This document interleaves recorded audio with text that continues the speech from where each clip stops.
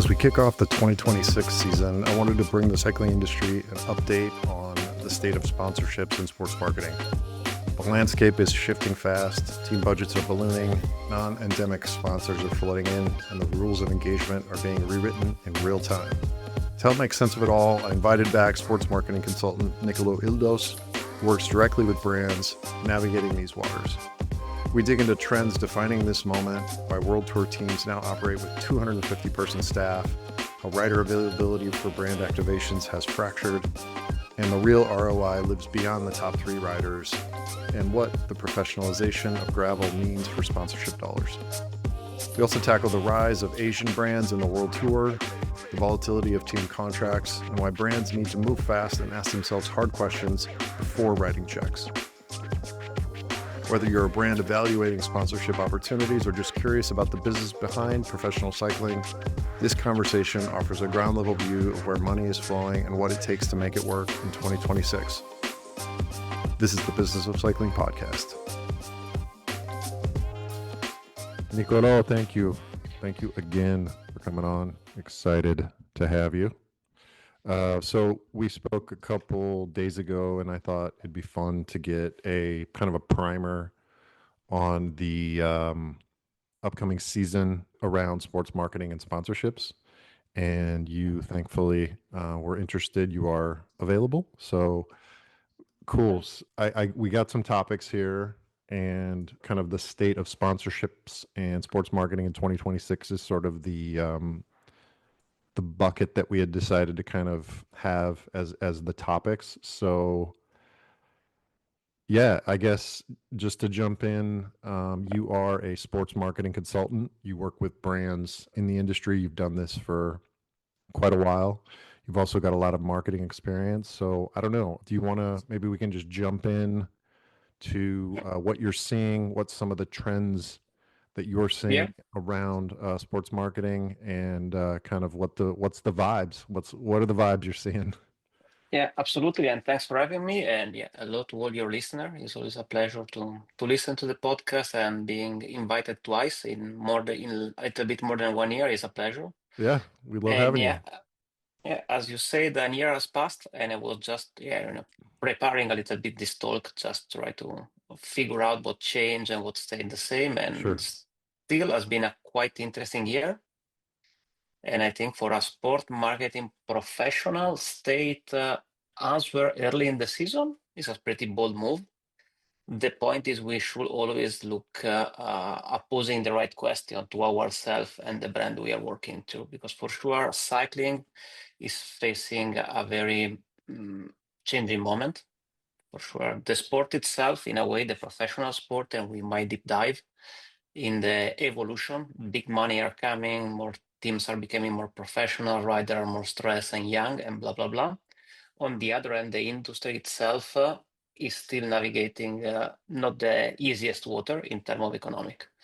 So I think these two things are to be considered. Plus, I think last year we didn't talk that much about the rise of gravel, while now it seems becoming more and more professional. So eating more sponsoring money than before. Still in a year that, as we said, is not the richest for the industry budget. So you said that you're seeing increased budgets by the teams in general, and that's with regards to World Tour. Yeah, World Tour, and the best second tier team, if we talk about Tudor or Pinarello Q36, they are still not in the World Tour, but they are increasing the budget dramatically. The number you read in the media are quite often correct, and they give you the dimension of the growth of the sport. The salary of Pogacar is pretty big, but it's not the only one gaining millions. But what is changing is the dimension of the operation behind a team, which generate cost and expenses for the team itself. What changed? What do you mean by dimension? Like the sophistication of the teams? Is that what you're saying? Yeah, first of all, the number of people, and together with that, the number of days that the team is operating, because we were used to have a couple of training camp and a couple of altitude camp and racing. now the season is always on, with people traveling and living in hotel all season. So the altitude camp never stop. They are just splitted among the different group of rider. Maybe the classic rider goes now and the GC rider go later, but they are always moving. The number of staff required is increasingly. So we are looking now a team that operated on 250 people now. Wow. So But that, just the salary and the human cost is growing together with the expertise that these people bring together. The performance manager, the engineer, the nutritionist, the trainer, the coaches, the physio, they are way more expert than 10 years before, and way more in numbers. if I'm looking at it from kind of an outsider perspective, I remember Team Sky sort of raised the bar 10, 15 years ago in terms of sophistication, in terms of staff and marginal gains. Are you saying that sort of all the teams have sort of come to that level? Is that what you're saying? Yeah, even more than what we used to say at Sky 10 or 15 years ago. Okay.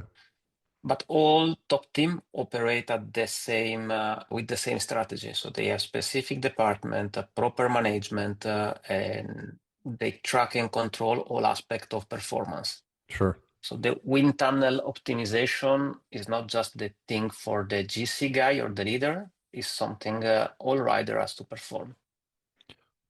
And so that Yeah. raising of the bar complication, so it's sort of inflated. There's sort of an inflation in terms of the cost, the overall Yeah. cost. In terms of ROI that you're seeing, has the ROI increased, or has it this sort of inflation of price and inflation? I presume that the eyeballs that are on these riders and the value that's generated hasn't really increased that much. Yeah. But I think let's look on from the other side. If more non-endemic sponsors are open to invest more, and we can say from, okay, Decathlon is half and half, is a little bit related to cycling with Van Rysel, but it's the bigger company that's putting the money. So it's not just the cycling division of Decathlon.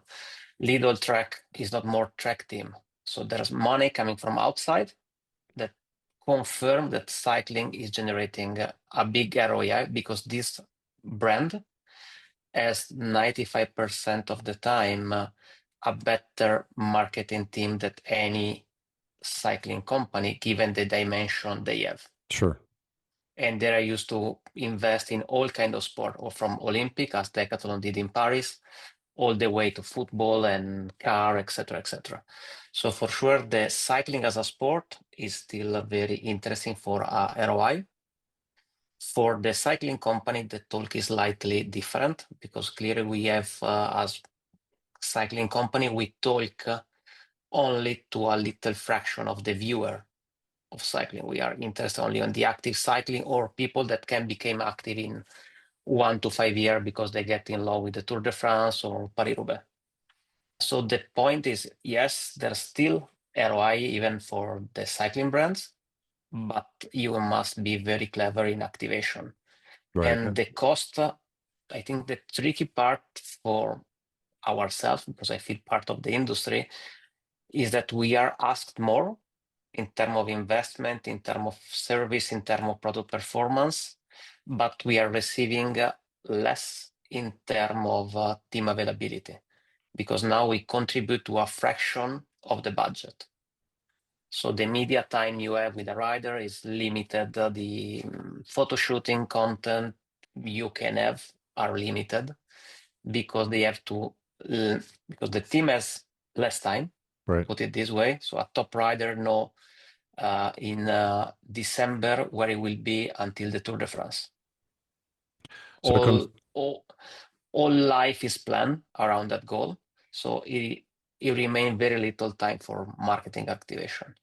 Plus, this little time is normally dedicated to the company who is putting the big money. right. And is in a way, it's understandable, but it's not what we were used to have, let's say 10 years ago, or even before the COVID pandemic. And it's, So So the time. So basically, what they're saying, what you're saying is the time is fractioned, has been fractured even more.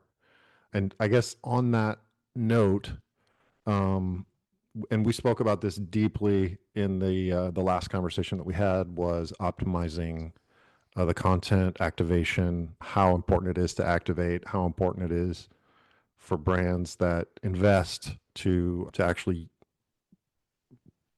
generate this content and then use the content, which seems um, like it would be obvious, but a lot of brands aren't maybe structured for that or don't kind of budget that. So with this, the competition for the time for these players, for these riders, is even more difficult. I guess that brings to my the question of like who, in your view, are the most valuable teams slash riders in terms of ROI today? It's easy to say that the one who are dominating the sport are the one who has the biggest impact. Clearly, because we are still talking. If we were talking last year with Pogacar winning the World Championship and the Tour de France, and this year he did it again. In a way, he doesn't even have to change the jersey he's wearing. And I don't have the updated number, but Pogacar is kind of 2.6 million follower on Instagram, and I think he just overreached 1 million follower on Strava, while the Tour de France was close to 3 million. So one athlete is as big as the main race in cycling, and UCI was close to 1 million. So just to give some number that doesn't tell the full truth, but help to put in perspective the top rider are the one that has a big influence.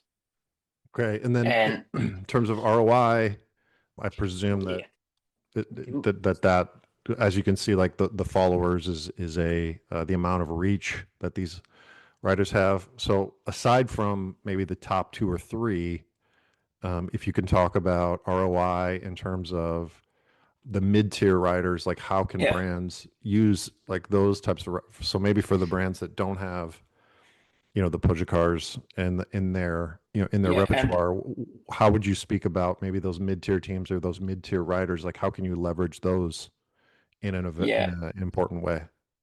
That was my note after stating the obvious that the winner Right. are the leader. You have to look for the one who fit your strategy, your character, your messaging.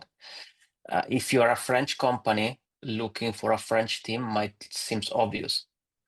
So Total Energy is not leading the ranking, but still has an impact. And if you match your strategy with the right team, there's room for good activation. Everybody talk about EF for the different approach to racing and their different style, from all the way they use pink to a more aggressive approach with Benili. So EF is not again the biggest scorer in terms of winning, in terms of wins, but they have an impact on the cycling culture. So there's then this year was kind of special because we have seen a lot of changes. First of all, the UCI World Tour ranking changed because it was the relegation year. So we got new team coming in. We got Arkea closing down. We got the merge among Lotto and Intermarché. So it was a kind of a special year. And navigating all this change was not the easiest choice for a brand. The easiest moment, sorry. It's when we have to make choice. And sometimes because of the fast evolution of the sport, you are not even in the position to have all the information to Right. make correct choice, Sure. because we have seen many contracts being broken before the end of their length, all the way from Ayuso to Olney, Derek G. So it's very complicated to find the right match among a brand and a team, unless you are working with the most, I don't want to say the biggest one, but the one with a bigger history where relations are based on loyalty and trust.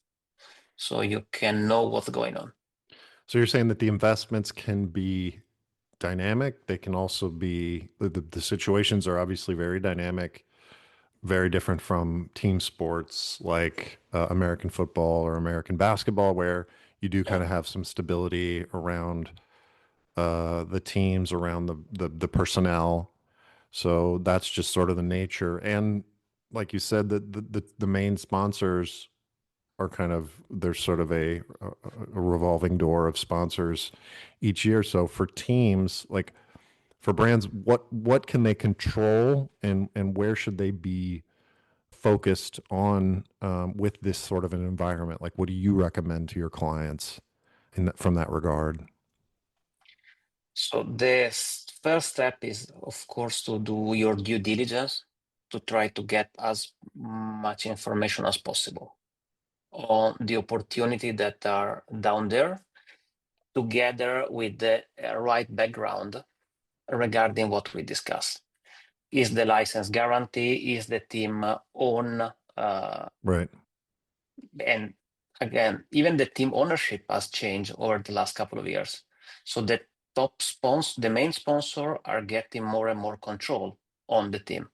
They're using the team as an asset, not anymore as an investment. If you look at Lidl, if you look at Decathlon, even Movistar, they have been acquired partially. So there's this even new economic and management style. But back to the question. So try to get this bigger picture to understand who you are talking with. Right. To have less variables, unknown variables.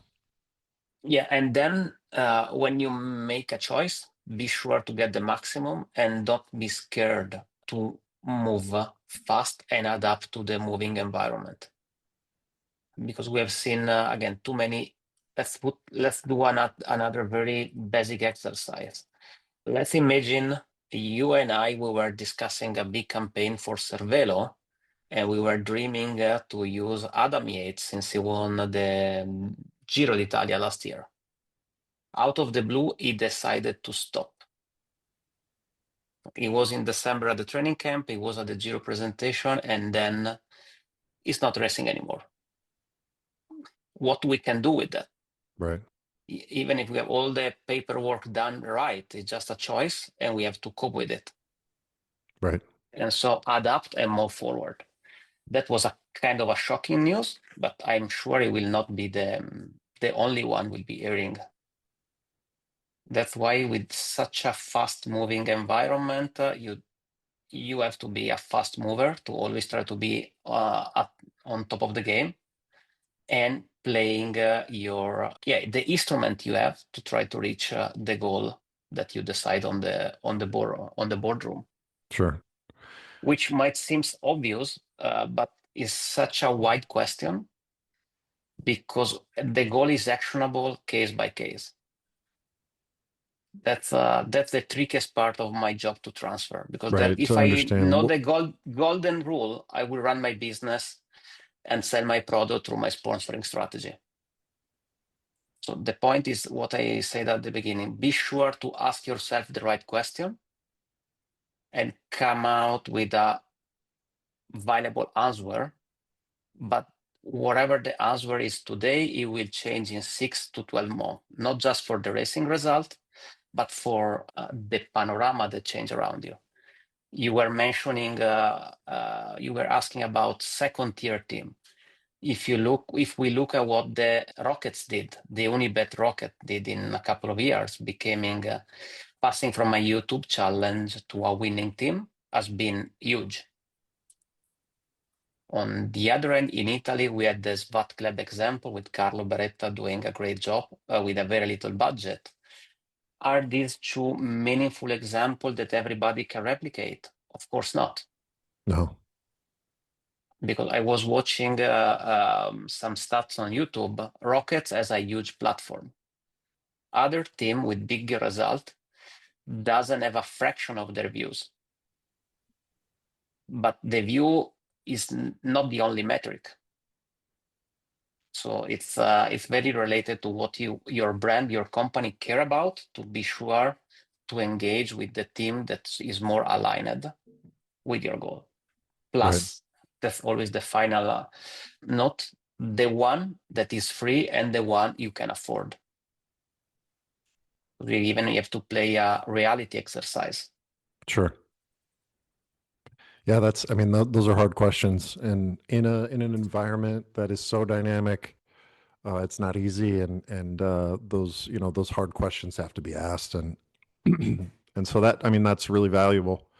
With regards to, can you tell us your view on the gravel scene in Europe and in North America? What you're seeing, the ROI around gravel, and sort of what are some of the trends that you're seeing? Yes, so on the gravel side, I think it's even more fractionated than the universe because let's say on the World Tour level, there's a ranking, there's a license, so there's 18 team, a limited number of riders, and some certified race that guarantee you to know who is the strongest, who is the biggest, who is leading the game. Plus, you have some big media outlet that provide you coverage. Okay, so from all the way from the live of the Tour de France that is streamed all around the world to the local race that you can find on Discovery, there's some metric that we are used to use since years to validate our choice. The gravel is evolving fast, is getting more and more traction, especially for the industry, because for pretty much everybody is the only growing category. But there's not the same level of management. There's few riders that are above the other, and they are polarizing the market. What does that mean? That the leading rider, let's say just Morton, because was one of the biggest one knowing for the Al Tour, is attracting so much attention that this value is like the Pogacar of the World Tour, but is even among the one who has a better management behind himself. So you know that racing and riding, aside of the fact that he's part of EF, is not the only part of his career. He has to be open for activation, engagement, and blah, blah, blah. Same goes with Keegan, that won pretty much everything. And by the way, he moved to Santa Cruz to Specialized this year. And Specialized made the move to build the first professional gravel team. So that's a big statement. Money are coming, but there is even the increasing cost of running a gravel team that is requiring not the same level of attention a World Tour team, but to be competitive at the gravel scene today, you have to train like a World Tour rider. So doing altitude camp, having a support crew with you, you cannot just show up at a race with your car and hope for the best. So the But competition's getting yeah, more increasing, but is there a big from what it sounds like there's a big concentration in value at the very, very top? yes, Okay. yeah, because I still don't see a leading gravel media. Okay. So once you leave the top aside, the other are fighting the mix among Among being each a other. content creator, Right. being an influencer, being a semi-pro or a pro, but never making headline. Right. So it's a long And tail of visibility that's just completely like really like you've got the very top and then you've got this huge tail of diluted yeah, value. and some of them are a great fit for some brand. Right.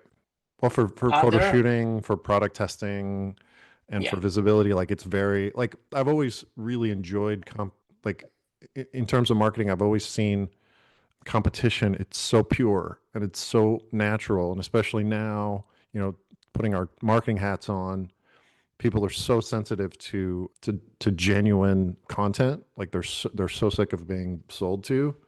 So I think intrinsically there's a ton of value around competition, and I recommend that, to have that type of imagery and to have that type of content around competition is by nature very, very genuine. People are building, they're building their fitness, they're working, they're competing. So I think it's great across the board. But like you said, the reach for gravel is pretty concentrated at the very, very top, it sounds like. Yeah, at least to me, from my point of view. Yeah. And when I receive a pitch from a rider, I can barely understand where is it among the other. Right. It's just Because a big yeah, group of hard to distinguish. yeah, and so you might have someone very good in navigating this situation, building smart relation with brand, having a pretty nice result over the season, maybe with a podium, or they don't have to win and be very good. And maybe you have other that maybe had some second tier race victory, but really fighting in December or January to get product support. Because of why? Because of their ability to sell themselves and the reach of their Because at channel. the end, the resources are limited and you cannot support 200 Right. privatier, Right. And even if then you split among brands. right. And maybe they don't have the correct management approach. Sure. They Because hope that's a in job. December. Yeah, it's a job. It's a job. You have to have you don't have to have an agent, but like I mean, You might have or not might have an agent, but you must be sure to know, the toolbox right. you need to use to get a sustainable season. So it's There's less many. professional, less professional is what we're saying. Longer tail of kind of not me too, but like sort of similar value in terms of reach and in terms of visibility riders. Yeah. Are there any like standout? Puck Moonen comes to mind. Like she's not a pro or she doesn't really ride, but she's more of a influencer that was a professional rider. Are there any sort of kind of outliers in terms of people that have an audience, a gigantic audience that maybe aren't super high on the side of the competition? I think the leader in this, the pioneer, was Ted King, who stopped racing on the world tour level to become early day ambassador and Right. then a gravel privateer. But then this question opened another point. Sponsorship are related, as you mentioned, to ROI. We were used to value the ROI on media value. Is still the case, but the media environment is shifting so much Right. that to say, yeah, Puck Moonen is bigger than A, B, C, or D, it's quite a bold answer, because maybe there's someone very big on a niche that you and I are not using. Yeah. Maybe they have a huge Substack that is 20 times more engaged than the huge organic or non-organic follower you have on Instagram, of people that don't even react to what you do. Yeah. 100%. So I will like to don't put an answer or a list, because it's a very wild world. The media, Environment. Yeah, no, it is. scene, environment today. Yeah, and I think like Puck Moonen's a really interesting Because example because yeah, she has such a gigantic following on Instagram as a more of an influencer. I think she works with Asos and she got quite few partnership, and when she show up at races, people look at her. yeah, she She's a gets non-face, so that's for sure. But on the other hand, you might have a very authentic, I love the word you use, rider who show up every weekend and has a real world community that is as big as his online followers or whatever you want to use as a word. And he might have a bigger influence in what people purchase. right, That's the positive side of being a gravel privateer or a gravel rider. You don't have team commitment, so you can play around more sure, and being more open for activation. And you can even speak for yourself, while team clearly they want to control, and they have to control because they have to respect the sponsor. The contracts. Yeah, even this is changing. More and more riders are receiving media training at the World Tour level. Yeah, and I think gravel's interesting for that regard because it is a bit more flexible. But again, it comes down to the research that you do with increasingly stretched marketing teams. People like yourself, I think, are hugely influential and can help these types of brands.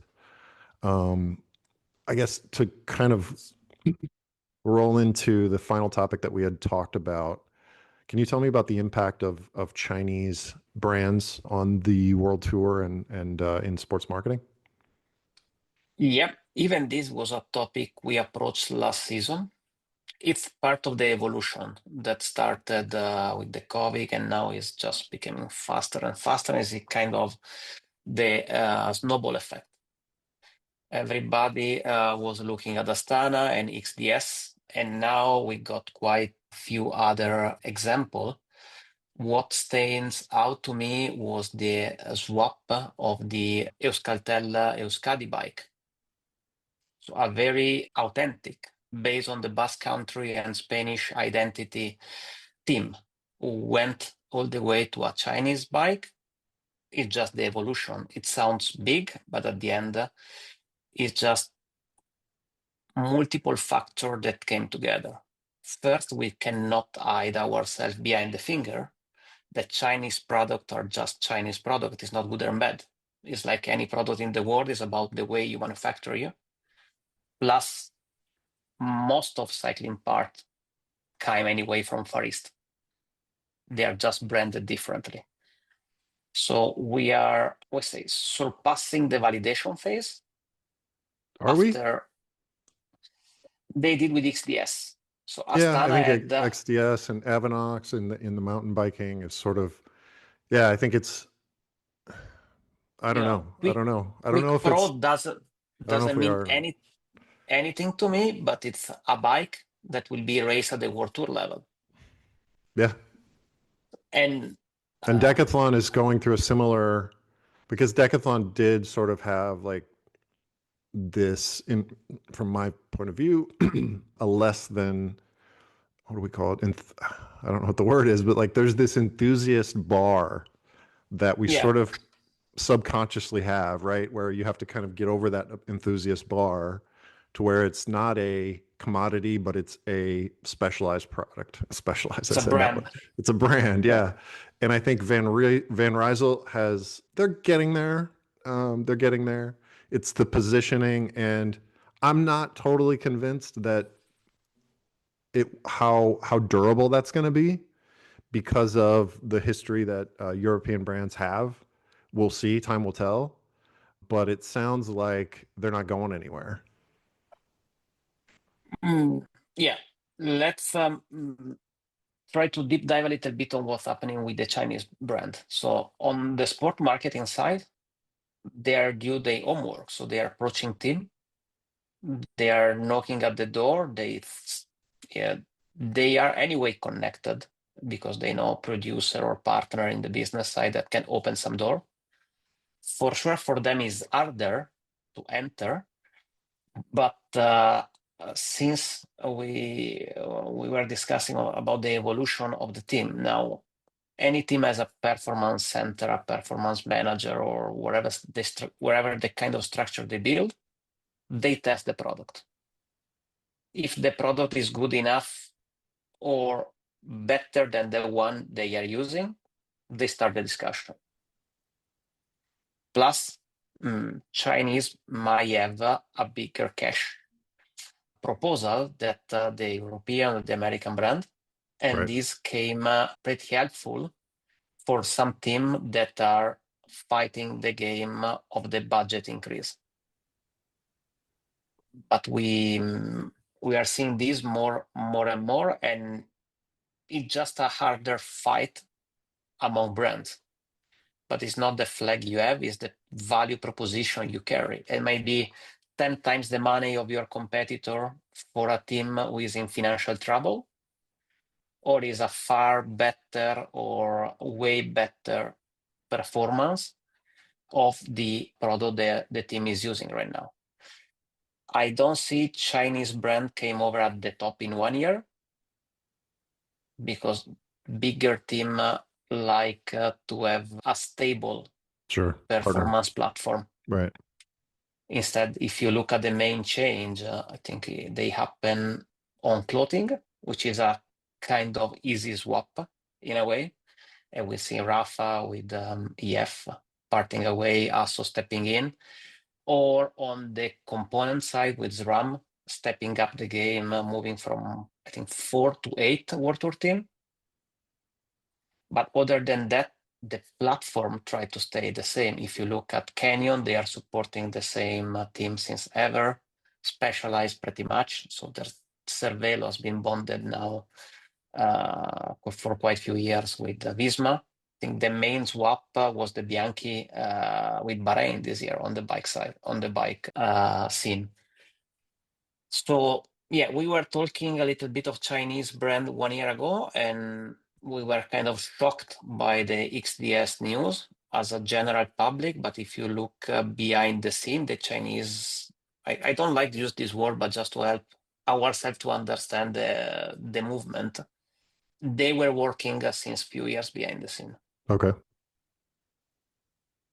And that's what it takes. It's not a small undertaking to have be the technical sponsor for bikes in the World Tour at all.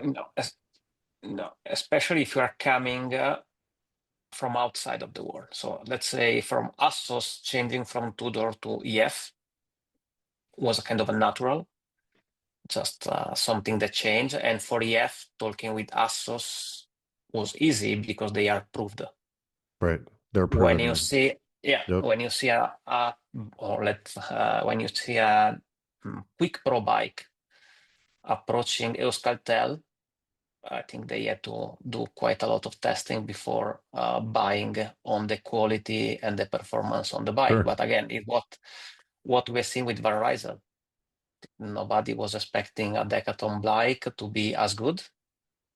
But if you do the homework correctly, you give yourself the right timing, you can achieve amazing result. And the Decathlon team is pretty successful this year, and even last season they've been among the top 5. Yeah, it's changing. Definitely. Yeah. Well, thank you. But I want to. this goes just to sum up. If this talk is just a shared opinion, I think we are quite close to the truth. But there's no the final answer, because we know that we will know if it is worth or right only in 3 to 5 years, and it's there when you evaluate the real ROI of any marketing sport marketing choice. Right. Well, Nicolò, this was fun. I think we got through a lot of the things we wanted to speak about. I'm really glad and thankful that you were able to come on today. I had reached out to you because I know that these types of conversations, these are real world that brands can come in and they can hear and apply some of this stuff. So I hope a lot of the people that are listening that I think they'll get plenty of value from this. I know you're engaged with a couple different brands, but if brands want to reach out to you, other brands want to reach out to you, where can they find you? LinkedIn is the most easy one. Just my name and surname, Nicolò Ildos. Okay. I'm pretty unique, so it's easy to find. And just talking with you now, I realized that maybe next time we should try to do an exercise or even asking for comment, because it's such a wide topic. And in some regard, I have some confidentiality agreements, so I cannot share Of course. everything I know. Totally. But jumping from the title sponsor and the big money involved to the small Chinese supplier of computer is such a wide range of answer that maybe on 27 we can have a deep dive on some example, maybe with numbers or something more specific, because I think this is very general overview of what we are seeing. Sure. But probably it's more relevant case by case to deep dive a little bit more. because not everybody has the money or specialize, so it makes no sense to try to chase the new Remco. Yeah, and like you said, it comes down to what your goals are, right? Like to Yeah. where, like if you're working with one of these brands, obviously it's all going to start there, right? It's like, what do you want? What are your goals? And then you can kind of find the partnership that is best suited. Yeah, exactly. Together with the right activation strategy. But yeah, thanks for the chat. And yeah, let's wait to see the season picking off, because now we are still watching a race from far away, but they are coming quickly to Europe, and the Yeah. season is ramping up. Yep. Just around the corner. Yeah. All right. Okay. Thanks, Nick. Bye. Take care. Ciao. Ciao.